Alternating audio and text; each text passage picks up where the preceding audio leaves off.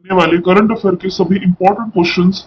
देखिए, कल तो हमने किया था वीकली रिवीजन, लेकिन इसके पहले सैटरडे की क्लास में हमने देखा था कि विटली गोल्ड अवार्ड जो 2024 का जीता है पूर्णिमा देवी वर्मन ने।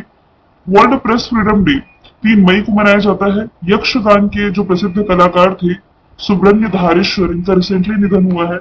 इंटरनेशनल चेस फेडरेशन ने रिसेंटली वैशाली राम बाबू को ग्रैंड मास्टर की उपाधि दी है। रिसेंटली नवरत्न का दर्जा मिला है इरेडा को, और सेट के पीठासीन अधिकारी के रूप में पीएस दिनेश कुमार ने कार्यभार संभाला है। इंडोनेशिया में रिसेंटली रुआंग ज्वालामुखी में विस्फोट हुआ, और पड़ोसी श्रीलंका ने अभी हाल ही में ट्रकों और भारी वाहनों के आयात पर जो प्रतिबंध लगाया हुआ था वो फाइनली हटाया है। विजिंगम पोर्ट जो कि केरला में है, इसे भारत के पहले ट्रांसशिपमेंट हब के रूप में चलाने की मंजूरी मिली है।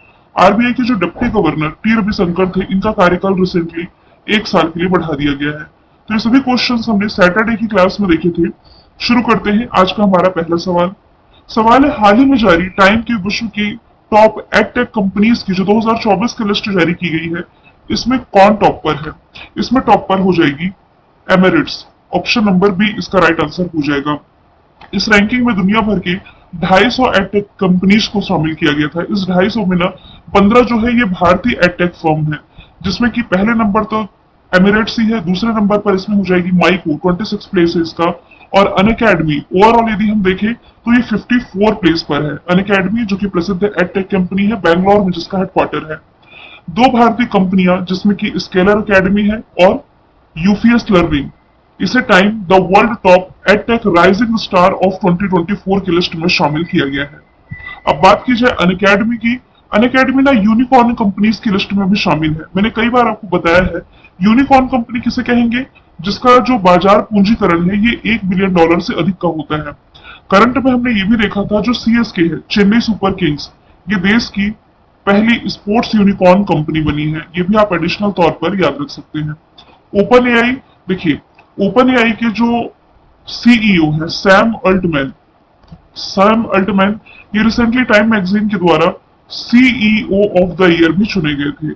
आज पेन सही से काम नहीं कर रहा है, पीडीएफ दूंगी तब मैं इसे दूसरी आप लोगों को प्रोवाइड करा दूंगी, क्योंकि ये ओवर राइटिंग हो रही है। ठीक है, तो इसे थोड़ा आप लोग मैनेज कर लेंगे। इसे मैं हटा देती हूँ, मैं दोबारा से लिख करके दे दूंगी। आगे चलते हैं। हाल ही में कहां पर राजसी चिथिराई फेस्टिवल मनाया गया है? तो फेयर एंड फेस्टिवल वाले टॉपिक का ये हिस्सा है। ये रिसेंटली मनाया गया है केरला में। ऑप्शन नंबर डी इसका राइट आंसर हो जाएगा।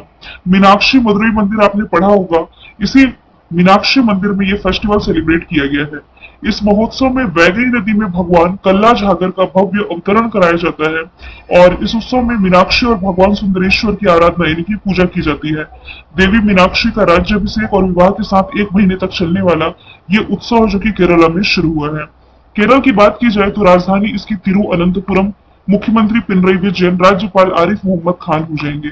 और यदि आप करंट से रिलेट करेंगे ना, तो इसी केरल की राजधानी तिरुअनंतपुरम में देश का पहला एआई टीचर लॉन्च किया गया है, जिसका नाम हो जाएगा आइरिस। एडिशनल तौर पर आप ये भी याद रख सकते हैं। और यदि आप देखें तो भारत में पहली बार सोलर बोट की शुरुआत यहीं से की गई थी, जिसका नाम था सूर्यांशु। मालाबार नदी महोत्सव का नवा एडिशन यहीं से शुरू हुआ। टोमेटो से प्रभावित था सबसे अधिक शिक्षित राज्य यही है, यानी कि नीति आयोग के द्वारा जो हेल्थ इंडेक्स रिलीज किया गया, इसमें तो ये टॉप पर था ही स्वास्थ्य सूचकांक में। लेकिन इसके अलावा जो साक्षरता मंत्रालय रिपोर्ट रिलीज करता है दुनिया के भारत के सबसे शिक्षित राज्यों की, इसमें ये टॉप पर रहा है लिटरेसी के मामले में। One gram one play ground scheme भी इसी के द्वारा शुरू की गई। इसके अलावा वन स्कूल वन आईएएस, ये भी स्कीम आप केरल गवर्नमेंट से रिलेट कर सकते हैं। जनवरी के टाइम में यहाँ पर मनाया जाता है ओणम फेस्टिवल, जिसे भारत के अन्य हिस्सों में मकर संक्रांति के रूप में मनाया जाता है। राजस्थान में अभी हाल ही में गणगौर फेस्टिवल मनाया गया, और गुजरात में अंतरराष्ट्रीय पतंग काइट फेस्टिवल आप रिलेट कर सकते हैं। और कर्नाटक से भी आप रिलेट करेंगे तो कंबाला फेस्टिवल। कंबाला देखिए थोड़ा सा यहाँ पर राइटिंग में ओवर राइट हो रहा है, तो इसे मैं हटा ही देती हूँ। कंबाला आप इसे कहते हैं भैंस दौड़ प्रतियोगिता। जो बैल दौड़ प्रतियोगिता है ये तो आप रिलेट करेंगे, तो वो पोंगल फेस्टिवल है तमिलनाडु का। यदि मैं कहूँ कंबाला फेस्टिवल, तो आपको कर्नाटक ही रिलेट करना है। आगे चलते हैं। सवाल नंबर तीसरा है, हाल ही में किस आईआईटी ने innovative 3D printed dummy ballot unit की पेश की है।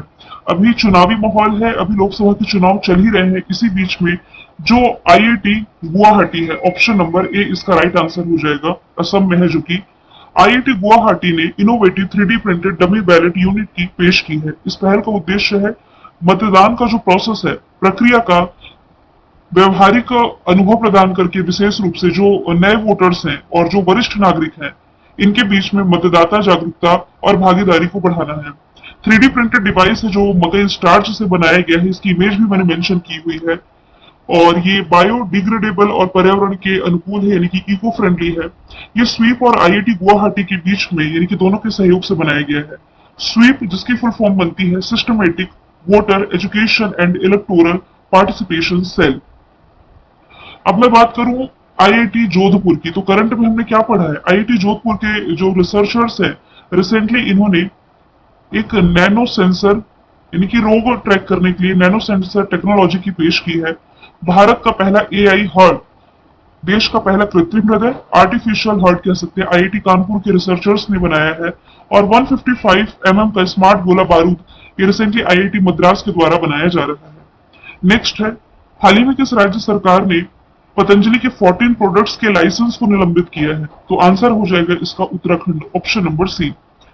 बाबा रामदेव और आचार्य बालकृष्ण के खिलाफ drugs and magic remedies act का उल्लंघन करने के लिए कुछ शिकायतें भी, आपराधिक शिकायतें भी दर्ज की गई हैं। और ये जो प्रोडक्ट्स बैन किए गए हैं, कुल 14 प्रोडक्ट्स है पतंजलि के, जिसमें कि दिव्य फार्मेसी की जो आई ड्रॉप आती थी, दृष्टि आई ड्रॉप, स्वासरी गोल्ड, स्वासरी वाटी ब्रोंकुम, और भी 14 प्रोडक्ट्स है। यहाँ पर मैंने 2-3 का ही नाम शामिल किया है, इन्हें बैन किया गया है। आदेशों का पालन नहीं करने के लिए सार्वजनिक माफी जारी करने के लिए भी कहा गया था। हालांकि पिछले महीने अदालत ने पतंजलि आयुर्वेद लिमिटेड से भ्रामक विज्ञापनों पर उसके आदेशों का पालन नहीं करने के लिए कहा गया कि आप सार्वजनिक माफी जारी करें। फिलहाल तो प्रोडक्ट्स को बैन किया गया है, आगे इस पर सरकार एक्शन भी ले सकती है।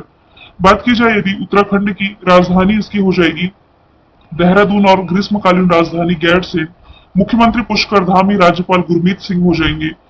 देखिए, लेक्स में जितने भी ताल शब्द वाले लेक्स आए, राक्षस ताल, सात ताल, नैनीताल, माला ताल, खुरपा ताल, ये सभी आपके ये सभी आपके उत्तराखंड में है। इसके अलावा रहस्यमयी झील के नाम से जाने वाली रूपकुंड झील आपकी उत्तराखंड में हो जाएगी। नेशनल पार्क में जिम कॉर्बेट, नंदा देवी, राजा जी, फूलों की घाटी यानी कि valley of flower, Gangotri national park, ये सभी यही स्थित है।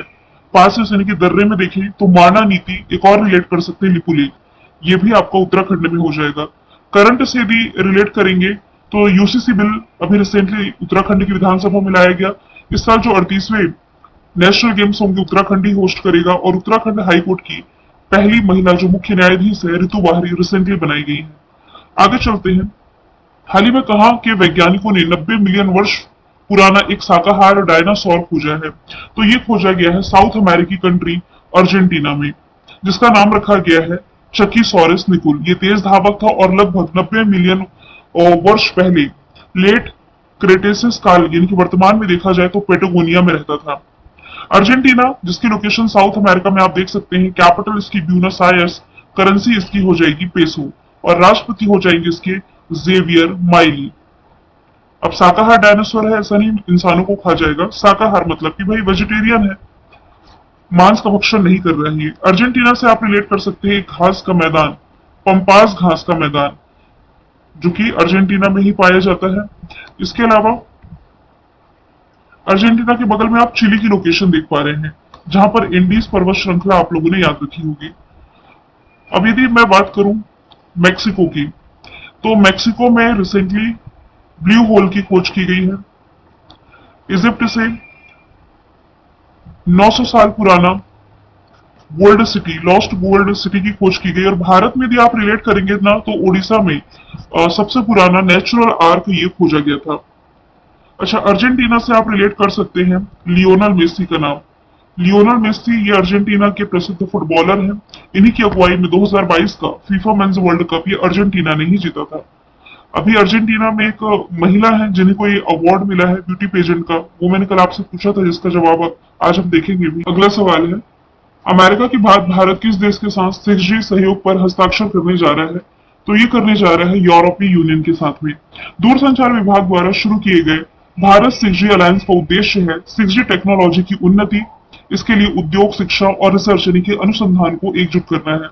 2023 में इसने 6G वायरलेस तकनीक विकसित करने और वैश्विक आपूर्ति श्रृंखला को बढ़ाने के लिए अमेरिका का जो नेक्स्ट जी अलायंस है इसके साथ साझेदारी की थी।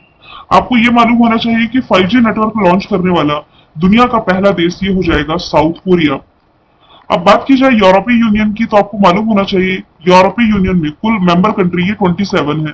पहले इसमें ब्रिटेन भी शामिल हुआ करता था, लेकिन 2021 में ही ये ब्रेग्जिट हो गया था, यानी कि ब्रिटेन इस यूरोपीय यूनियन से एग्जिट हो गया था। अफ्रीकी यूनियन में देशों की संख्या कुल है 55। और आपको ये जरूर मालूम होगा कि अभी तक जो हम पढ़ते थे G20 ये यूरोपीय यूनियन जिसका भी हमने डिस्कशन किया, इसके अलावा 19 देशों का समूह था जिसमें भारत भी सदस्य था। अब इसमें एक और ऑर्गेनाइजेशन शामिल हुआ है जिसका नाम है अफ्रीकी यूनियन। इसी अफ्रीकी यूनियन में मैं कह रही हूँ कि मेंबर कंट्रीज इसमें 55 हो जाएगी। क्वाड कंट्रीज में 4 देश शामिल है, एक तो यूएसए है, दूसरा इसमें हो जाएगा जापान, भारत तो है ही इसका मेंबर, भारत के अलावा ऑस्ट्रेलिया भी इसमें शामिल है। बात की जाए यदि ब्रिक्स की, तो ब्रिक्स के बारे में मैंने आप लोगों को बताया था कि भाई 5 देशों का समूह है। बी से ब्राजील, आर से रशिया, आई से इंडिया, सी से चाइना, एस से साउथ अफ्रीका। लेकिन 5 नई मेंबर कंट्री जो शामिल हुई है ना, इसमें एक तो है इजिप्ट, दूसरा आप रिलेट कर सकते हैं इथियोपिया, इसके अलावा ईरान, ईरान के अलावा सऊदी अरब, सऊदी अरब के अलावा हो जाएगा यूएई। देखिए आप लोग चिंता ना करें, ये पीडीएफ मैं आप लोगों को डेफिनेटली नहीं देने वाली हूँ क्योंकि इसमें राइटिंग बहुत ज्यादा आगे पीछे हो रही है। शायद पैन का एरर है या समझ नहीं आ रहा है, तो मैं समझाने के लिए भले से समझा रही हूँ, पीडीएफ आपको क्लियर मिलेगी। आगे चलते हैं। हार्वर्ड कार्यक्रम शुरू करने वाला भारत का पहला विश्वविद्यालय कौन बना है? तो ये रिसेंटली बन गया है चंडीगढ़ विश्वविद्यालय, Chandigarh university. Option number B इसका राइट आंसर हो जाएगा। चंडीगढ़ यूनिवर्सिटी ने अंतर्राष्ट्रीय शैक्षणिक भागीदारी के लिए भारत की जो न्यू एजुकेशन पॉलिसी थी, नई शिक्षा नीति, इसी के तहत एक सहयोगी एमबीए कार्यक्रम की पेश करने के लिए हार्वर्ड यूनिवर्सिटी के साथ समझौता ज्ञापन पर हस्ताक्षर किए हैं, जिसका उद्देश्य है ज्ञान का आदान प्रदान, शैक्षिक नवाचार यानी कि इनोवेशन, हाई क्वालिटी वाली व्यावसायिक शिक्षा, जो चंडीगढ़ विश्वविद्यालय के छात्रों को वैश्विक प्रदर्शन और अवसर प्रदान करेगा। बात की जाए यदि चंडीगढ़ यूनिवर्सिटी के चांसलर कौन है, तो ये हो जाएंगे सतनाम सिंह संधू। ऑप्शन की बात करें यदि हम, तो दिल्ली स्पोर्ट्स यूनिवर्सिटी, इसकी पहली महिला चांसलर कर्णम मल्लेश्वरी बनी थी। गुरु नानक देव यूनिवर्सिटी, देखिए आप ये रिलेट कर सकते हैं कि नैक के द्वारा ए ग्रेड पाने वाली, नैक का मतलब होता है national assessment and accreditation council, इसके द्वारा ए ग्रेड पाने वाला ये पहला विश्वविद्यालय बना था। और जवाहरलाल नेहरू यूनिवर्सिटी जो कि दिल्ली में है, इसने रिसेंटली तंजानिया की राष्ट्रपति सामिया सुलुहू को मानद उपाधि से सम्मानित किया था।